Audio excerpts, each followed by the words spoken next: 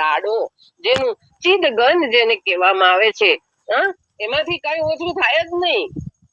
એરણ ઉપર ગમે એટલા ફટકા પડે પણ એરણ ને શું? એટલે દાખલા તરીકે એમ એક વાત કહી શકાય કે એક દીવો હોય અને એ દીવામાંથી આપણે અનેક ગણા દીવા પ્રગટાઈએ, તો જે પ્રથમ દીવો છે એમાં એને કઈ ખોટ પડે ખરી? ના પડે. એક દીવાથી હજારો દીવા પ્રગટાવી શકાય. પહેલા દીવામાં પ્રકાશમાં કોઈ ફરક પડતો નથી. એવી જ રીતે પૂર્ણ પરમાત્મા કહો કે તત્વ કહો કે હું ચેતન કહો, જે કહો, એ પૂર્ણમાંથી જ પૂર્ણ, એને કાંઈ ફરક પડતું નથી, પૂર્ણમાં જ સમાયું છે. તો પણ પૂર્વનું પૂર્વ જ પૂર્ણ જ રહ્યું છે. ઘણી વાર ભાઈશ્રી પણ કે છે જો હૈ સો હૈ. આ તો દાખલો આપણી બુદ્ધિને સમજાવવા માટે અહીં છે. બાકી પરમાત્માનું પૂર્ણત્વ જે છે તો એ દીવા કરતા અનંત છે બાપ. હર એક દ્રષ્ટાંત આપીને ગુરુદેવ આપણને સમજાવે છે કે સોનું હોય, સોનામાંથી અનેક દાગીના, પણ સોનું કદી મટે નહીં. સોનું સોનું જ રહે. એટલે નરસિંહ મહેતાએ ગાયું છે કે ઘાટ ઘડિયા પછી નામ રૂપ જૂજવા, અંતે તો હે મનુ હે મહો અખિલ બ્રહ્માંડમાં. તો અહીં વાત એમ સમજવામાં આપણને આવે છે કે બધું જ નામ અને રૂપ, નામ અને રૂપને પણ નામ રૂપના ઊંડાણમાં પણ એ જ શ્રી હરિ રહેલો છે, જેને તત્વ કહીએ છે. આપણે ખુરશી સામે પડી છે, મને કોઈએ પૂછ્યું કે આ શું છે, હું કહીશ કે ખુરશી છે. ખુરશી પર હાથ મૂકીશ.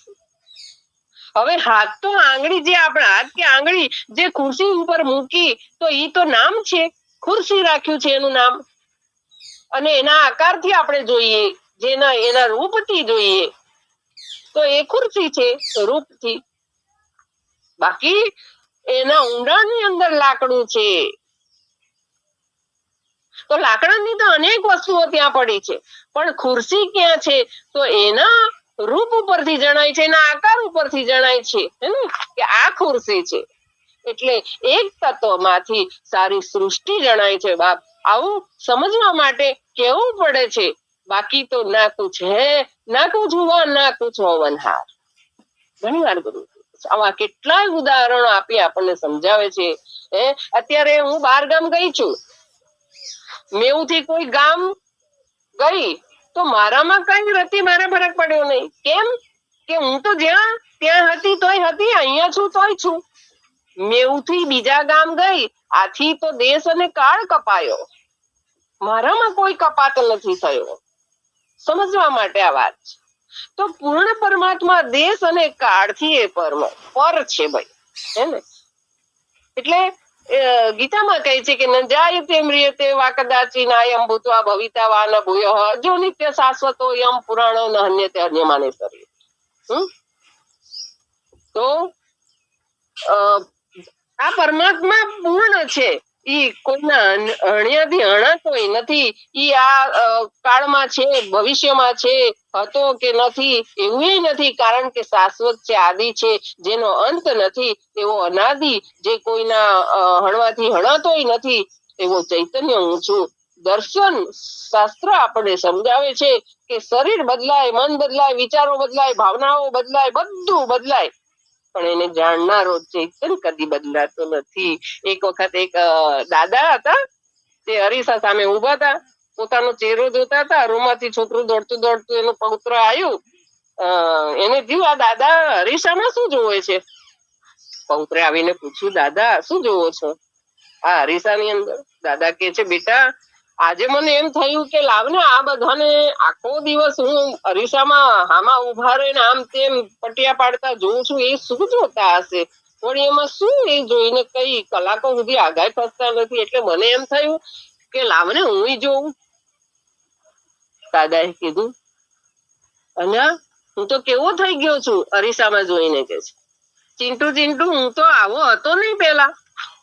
ત્યારે પૌત્ર કે છે, હા દાદા, તમે પહેલા આવા નહોતા, પણ હવે તમે એવા એવા એટલા માટે દેખાવ છો કે તમારા શરીરની અવસ્થાઓ બદલાઈ છે. બાળપણ બદલાયું, જુવાની બદલાઈ, હા, અવસ્થાઓ બદલાઈ. પણ દાદા 50 વર્ષ પહેલા પણ જ્યારે તમે જે નાની બાળપણની અવસ્થામાં હતા ત્યારથી અત્યાર સુધીમાં એ અવસ્થાઓ બદલાઈ છે. તમે પિતા થયા, દાદા થયા, પણ તમે એના એ જ છો. જેમ જેમ સમય ગયો એમ તમારું નામ બદલાયું.